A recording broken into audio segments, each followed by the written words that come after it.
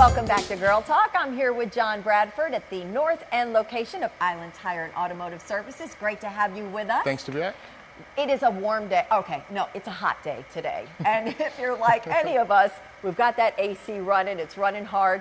Last time we met with Barry at the South End location, and he showed us this little dandy chart here. We were talking radiators and coolants and all that, but today we're going to talk about the AC, which again, in these temps is really just, it's necessary. And these systems work together.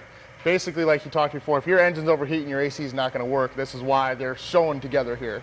But if your AC doesn't work, doesn't mean your engine's going to overheat. Just you're going to be hot in your car. You're going to be very uncomfortable. But these systems work together in conjunction.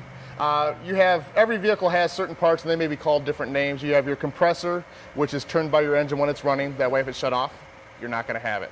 You got your condenser, your accumulator, dryer, same thing. They're synonymous, depends on who makes the vehicle, and evaporator core. Basically, it's an invisible gas. It's R134 in all the new vehicles.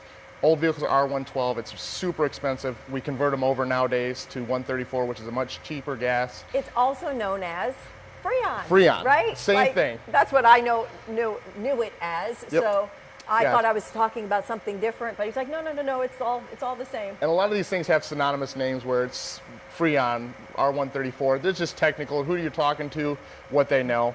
Same as your refrigerator, your AC system at home. They all work the same type of way. You have your compressor, which compresses the gas. If this isn't doing its job compressing the gas, you're going to have warm air. If you have no refrigerant in there, the Freon, the R134, if this system's low, there's actually pressure sensors in here. If that system's low, it'll actually shut itself off too. So, like you said, just to kind of protect itself. It goes in self-preservation mode. It doesn't want to hurt itself. With no oils and no gases in here, that compressor is basically doing no work. It's just overheating itself. Right. There's nothing to cool it, what have you. So it self-protects.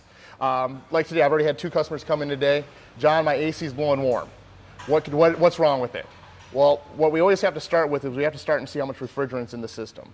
Now, I have people come in and ask me, John, can you check my refrigerant like you check my tires? No, it's not that simple. It's not really a gauge. Not a gauge or anything like that. And these systems are very specific. Where do you check it, or is it best to kind of look at the vehicle actually hooked. You actually have to hook in the lines in your high pressure and low pressure line and actually take out the refrigerant that's in there and actually measure it. That's what this machine does. Oh, okay. So what we do is we actually take the refrigerant that you have in there out, measure it, how much you have in there. But it's a gas, It's right? a gas. So it's not something that you can measure. Like, I can't put a timetable on it. I can't put a weight underneath it. Yeah. So I have to see what you have in here before I can tell you what we need. Now, if your refrigerant's full, then I know we have a different issue. If it's low, we have to start with that point right there. Right. Because low refrigerant will do the same thing. It'll kick the compressor off so it doesn't hurt itself. You also won't have enough gas to compress to actually make it cold. Like this vehicle here, it's actually just starting to get warm air inside of it. It's not cold like it was. We've already done the evac on this. This has 0.55 pounds of refrigerant in the system. This vehicle requires 3 pounds of refrigerant, so it's 2.5 pounds low, which makes sense. That's why it's not There you go. cool. Well, this system's a closed loop system. It doesn't leak out. There's no chance for it to escape. So where'd it go? That's where we got to find out. Well, this gas is invisible, like you said. So we actually have to add dye, which is on this bottle over here. Once we recharge the system, we add dye into it, which then makes it visible for us. Oh. So then we have special goggles and a black light that we actually put on. For real? Yes. And we have you drive for a couple weeks to figure out where this leak's at, and you come back in, and then we put our goggles on. And so you can really see where it's escaping. Exactly. So we're not replacing just, because there's so many parts, and these parts can be very expensive.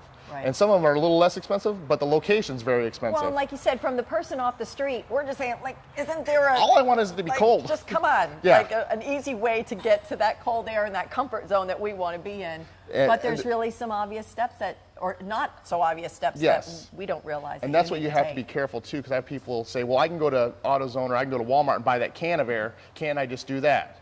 Sure, you could, but you don't know how much you have to start with. So if you overcharge your system doing that, you're going to have the same problem. Because once again, if this thing's overcharged, it has the pressure sensors that are built in there. If it notices the pressure is too high in the system, it's going to shut it down again because it doesn't want to hurt itself. It goes into self-preservation mode. So you really need to know, again, how much and then where the void is. Yes. and why there is a void. Exactly. If there is a void. Yes. What else, if it's not the Freon, then there would be other things? There can be other things. Your compressor could not be kicking on. You could have one of the pressure sensors not sending a signal. Well, if your system's low, we have to start with the basic. We know that it's low. We have to start with that and then go from there. Right. And that's where the testing all starts is, do you have enough refrigerant in the system to make it cold? If you don't, then we move forward from there. We turn it on, start it. This vehicle will be blowing cold in about 10 minutes. If it's not, then we have to start with compressors. But like you said, he was already blowing cold last time he used it. It's now just blowing a little bit warmer.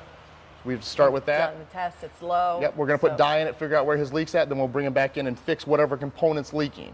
Okay. So that way you don't have to keep putting refrigerant, because this system for this service costs anywhere from $150 to $200, $220, depending on how much refrigerant we need to put into the system. So you don't want to keep having to come back and do that again and Exactly. again. So let these guys here at Island Tire and Automotive Services diagnose the issue and figure out exactly what's going on. There's a method behind the madness. Always. And we can't question the experts. I know we always want to kind of figure out there's got to be a shortcut, but y'all know what you're doing. Yep. And that's the thing. It's about relationships, trusting your local guys, 2 locations, and you just kind of get that relationship where you know that they know what they're doing and you trust them to keep you cool and comfortable all summer long. So thank you, John, as always. Thank you.